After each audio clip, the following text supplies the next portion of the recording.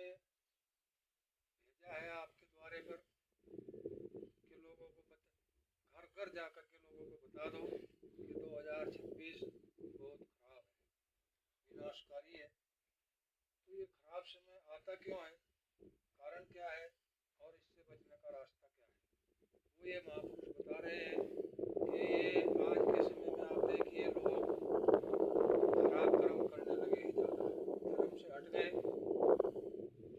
जीव हत्या, मांसाहार, नशा, चोरी, व्यभिचारी बहुत बढ़ गई।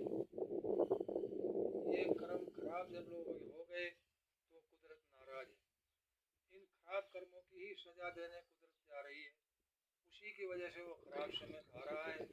भूकंप आ जाए, बाढ़ आ जाए, धरती फट जाए, लड़ाई हो जाए, किसी भी रूप में प्रलय आ जाए तो विनाश का समय आने को तैयार है, खराब कर्म की वजह से, और कोई कारण नहीं है। इतिहास रहा है, पहले भी देखिए जब जब लोगों के कर्म खराब हुए, त्रेता में रावण के जब कर्म खराब हुए तो रामचंद्र जी आए, उन्होंने बहुत समझाया, नहीं माने तो विनाश हो गया। द्वापर में श्री कृष्ण जी आए, बहुत लोगों को समझाया, नहीं माने भारत हो गया, कितना जनसंहार हुआ। ऐसे ही अब ये महापुरुष समझा रहे हैं कि ये कलयुग आने का समय हो रहा है और इस कलयुग में ही कुछ समय के लिए सतयुग आने का समय हो रहा है। तो युग परिवर्तन पहले भी जब जब हुआ, कितना विनाश हुआ, वैसे ही अब होने जा रहा है। वैसे ही लोगों के कर्म खराब हुए हैं और उसकी सजा उससे बचने का रास्ता क्या है, वो ये मालिक बता रहे हैं कि जिस भी देवी देवता की आप पूजा करते हो उनकी आप पूजा करते रहो, उसमें समय और बढ़ा दो, लेकिन शाकाहारी रह करके करो। आप लोग मंदिर बनाते हो, चाहे घर में बना लिया या गांव में बना लिया कहीं सामूहिक, तो उसकी साफ सफाई आप लोग करते हो, जब वहाँ पूजा पाठ करते हो, वहाँ अगर कोई गंदगी हो गई, किसी कुत्ते ने या बिल्ली ने या किसी आदमी ने कोई गंदी चीज वहाँ डाल दी, तो जब तक उसकी आप साफ सफाई नहीं करोगे तब तक वहाँ पूजा नहीं करोगे। तो वो तो इंसान का बनाया हुआ मंदिर है, ईंट पत्थर, और इंसान ने उसको मान्यता दी। वहाँ जब इतनी साफ सफाई रखते हो, वहाँ गंदगी होने से आप नाराज हो जाते हो। ऐसे ही हमारा आपका शरीर, जिसको महापुरुषों ने, जिन्होंने इसके भेद को जाना, उन्होंने इसको क्या कहा, मानव मंदिर। मानव मंदिर इसको क्यों कहा, क्योंकि उस प्रभु परमात्मा ने इस शरीर को बनाया और इस शरीर के अंदर वो मालिक और वो देवी देवता निवास करते हैं, इसलिए इसको मानव मंदिर कहा। तो महापुरुष समझाते हैं कि जो पूजा इबादत आप करते हो किसी भी देवी देवता की, अगर आप शाकाहारी रहकर करोगे तब आपकी पूजा वो कबूल होगी। इस मानव मंदिर के अंदर अगर आपने मुर्दा मांस डाल लिया, नशे की चीजें डाल ली और इस शरीर से चोरी करी, व्यभिचार करा, तो वो मालिक नाराज होगा जिसने इसको बनाया। कितनी भी दिन रात आप पूजा पाठ करो, इस गंदे शरीर से वो पूजा पाठ आपकी कबूल नहीं होगी। इसलिए इसको साफ रखो, गंदी चीजें इसमें मत डालो, मांसाहार, शराब, व्यभिचार, चोरी, इससे शरीर को दूर रखो, पाक साफ इसको रखो जैसा मालिक ने इसको बनाया। पाक साफ रख करके इससे आप जब आप पूजा पाठ करोगे तब आपकी वो पूजा पाठ कबूल होगी, तब वो देवी देवता खुश होंगे, तब आपके घर में बरकत बनी रहेगी, ये दुख तकलीफ आपके घर से दूर रहेंगे। ये चीज वो महापुरुष बराबर समझा रहे हैं।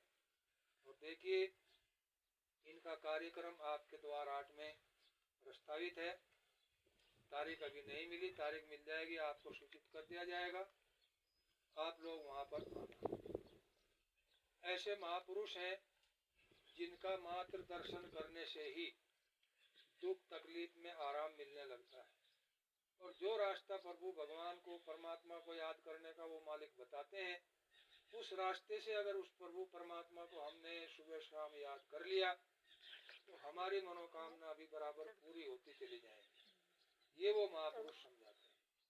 करना क्या है, बाल बच्चों की सेवा करो, घर गृहस्थी के लिए चलाने के लिए जो भी रोजी मालिक ने आपको दी है, चाहे दुकान है, दफ्तर है, खेती है, कोई भी काम है, मेहनत और ईमानदारी से उसको आप करिए, खूब मेहनत से करिए, कोई पाबंदी नहीं। माँ बाप की सेवा करिए, आए गए का सत्कार करिए, अपनी जाति बिरादरी में रहिए, अपने समाज में रहिए, उसके लिए कोई पाबंदी नहीं।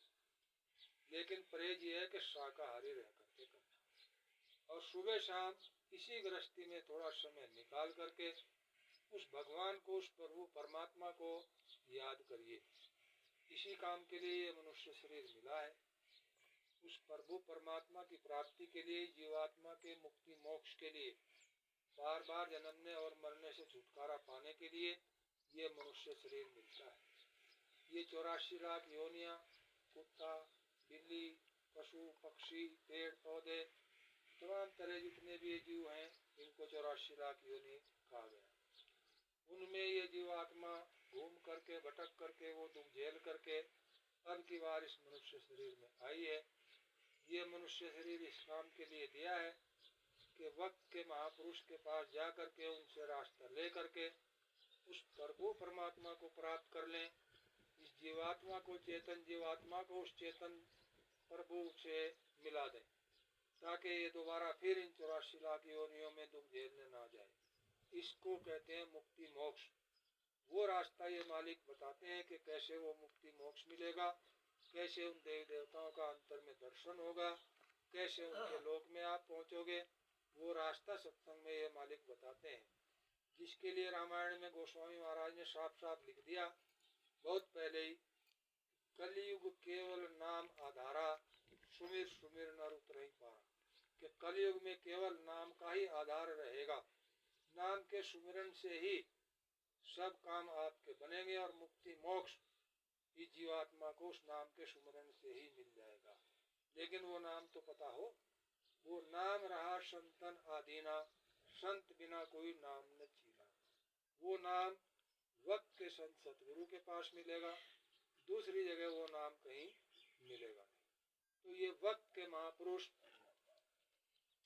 जगह जगह जाकर के उस नाम की बरसात कर रहे हैं, उस पर लोगों को चलना सिखा रहे हैं। तो उसी के लिए आपके दरवाजे पर आए हैं, उनका ये संदेश लेकर के। इसके लिए हमारे पास देखिए ये इकरारनामा है, इसको आप पढ़ सकते हो। आप पढ़ करके इसको आप अपना मोबाइल नंबर दे दीजिए, साइन कर दीजिए, ताकि जब उनका कार्यक्रम लगे तो आपको सूचित किया जाए कि उनका कार्यक्रम लगा है। आप लोग आ जाइए, ये हमारे रिकॉर्ड के लिए रहेगा कि इतने लोगों को हमने बताया, समझाया जा करके, और इतने लोग शाकाहारी। जब मालिक ने कहा कि घर घर जा करके लोगों से पूछ लो कि वो हमारा दर्शन करना चाहते हैं, हमको दर्शन देना चाहते हैं, हमारी बात को सुनना चाहते हैं, उसके लिए इकरारनामा भराया जा रहा है।